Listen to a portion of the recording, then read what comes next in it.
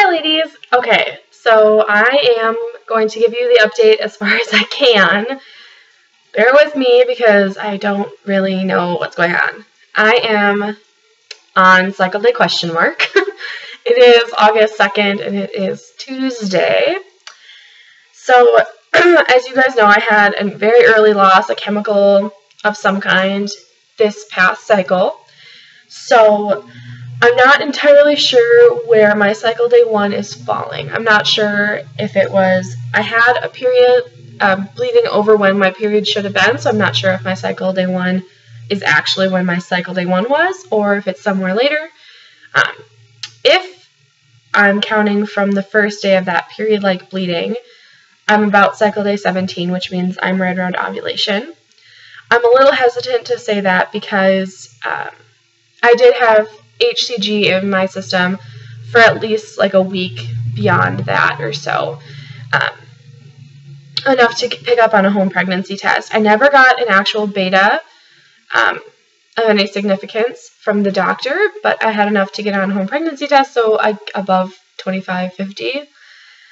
But again, I don't know when that dissipated enough to start up a new cycle. So really don't know where I am. I did have egg white CM over the weekend, and then it shifted to creamy yesterday, and there was quite a bit of it, and then today I've had a little bit of egg white this morning. And unfortunately, my temps aren't reliable for this cycle either. I missed, I think, 4 days in there. I've just missed, and a couple of the ones I do actually have are not perfect. They're late, or I didn't sleep well, so I don't really know. My temp is a little higher this morning, and this morning's is a reliable reading, so I could have already ovulated, but I just really don't know where I'm at. So I'm kind of going to wait until I get a confirmation. I get like those 3 high temps that are reliable, and then I'll kind of start counting DPOs. Might be the easiest way to do it. Oh, and OPKs. So I took an OPK yesterday. I didn't have OPKs over the weekend. I was out of town, so I took one yesterday when we got home, and it was fairly light, and I took one this morning, and it is as light or a little lighter. They're really close, though, so it's definitely not getting darker, but that doesn't mean I have ovulated. I could just be gearing up to ovulate, but I really don't know. So that's where I am now. I also have an update for you regarding that sonohistogram, I believe is how it's pronounced. We are debating it. It's going to cost us about $500 and some dollars, and it's going to come totally out of pocket. So that's a lot of money to spend, and I know, and in reality, the miscarriage we had cost us about $1,700. So I don't know that we can really, compare the two, like having another miscarriage, if we're just going by cost. And you guys are probably going to be like, oh, she sounds so heartless, but if we're just going by cost, like physical, like actual dollar bill amounts, a miscarriage is way more expensive. So that can't really be a factor, but at the same time, I just feel like it seems like a big step to take this early. We've only been trying for, I really feel like we've only been trying since March. So that's what, 7 months, which I guess is not really that long. And in there we've had 2 pregnancies. And this last one, it just seems like it was one of those never destined to be a pregnancies. The first one I really felt like it was a progesterone issue. And I obviously don't know, this is all conjecture. But neither of them, it doesn't seem to me that because they were so different, that they could be caused by the same thing. And I know that it could be that I've got a polyp or a scar. It could be that I've just got terrible progesterone issues.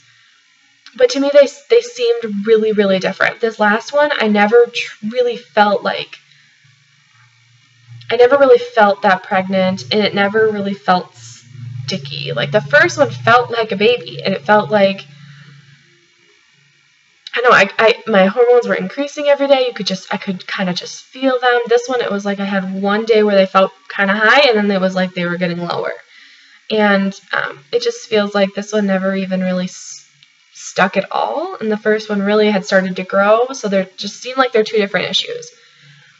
anyways, so we're really debating if we're going to do this procedure right away or if we're going to wait a little bit. And I don't know that we'll be able to do it this month because we were naughty and we have had unprotected sex a few times, which, and I thought that I was going to be okay because I thought I was a ways from ovulation. I thought it would be delayed at least like a week and a half.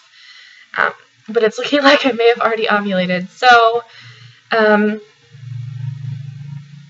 don't know that she'll want to do it. If there's a chance we could have conceived. She was pretty strict about saying if there's any chance you could have conceived, we're not going to do it that cycle. We're going to wait for another period because she wants to make sure everything's clean and good, especially considering I've had bleeding. Both pregnancies I've had bleeding. So, I don't know. I've also been talking on Instagram. I've posted a question about progesterone supplements, and you guys gave me a ton of feedback. If anyone on here is not on my Instagram and you have some info about progesterone supplements you would like to share, I would really appreciate it. Sounds like the natural progesterone is given a lot more thumbs up than the synthetic, and a lot of you are saying that the suppositories, while they're kind of gross, are sort of the best option. They have the least amount of side effects and stuff. So,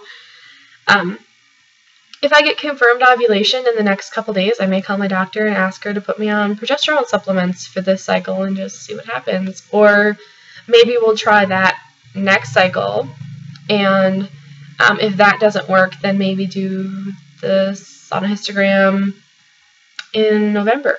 So, yeah, so those are all the updates I have. Again, I don't know really what to tell you guys. I'm sort of just in that I need to make some decisions and don't want it to be time to make decisions. I kind of just want it to be a relaxed time. So I'll let you guys know what I figure out, and if you have any feedback for me about either that procedure that we're potentially doing or about progesterone supplements, please let me know, and I'll keep you guys in the loop.